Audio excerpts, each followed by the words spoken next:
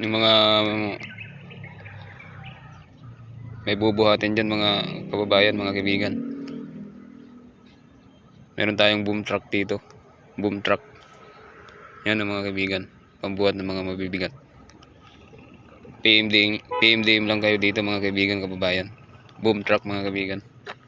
Pangbuhat siya ng mga mabibigat. Ayan o. Meron yan siyang pangkawit. Pangbuhat.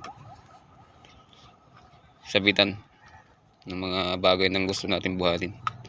Yung mga mabibigat na bagay na hindi kaya buhatin ng tao. Ito ang sagot mga kaibigan, kababayan. Ayan. Ayan. PMDM lang kayo dito. Boom truck. Marami tayong mga heavy equipment dito. Heavy truck equipment. Pang construction. Pang renovation ng mga lupa. Mga bagong developer dyan. Ng mga subdivision. PMDM lang kayo dito. Mga heavy truck. 2-trailer. Dump truck. Yan, malaking dump truck yan mga kaibigan, kababayan. Panghakot yan ng mga lupa. Mga graba, mga buhangin. Mga bato. Yung mga lupang gustong tambakan ng mga location na gusto tambakan ng lupa para tayo ng mga bahay. Kaya mga bagong developer dyan. Dinidevelop ng mga lupa para tayo ng ito pala, pang business ng mga apartment, mga condo, condominium, mga bahay, house and lot. Ito, PMDM lang kayo mga kaibigan, kababayan. Meron din tayong pison. Ginagamit din ito sa lahat. Para ayusin yung mga lupa, para pantayin.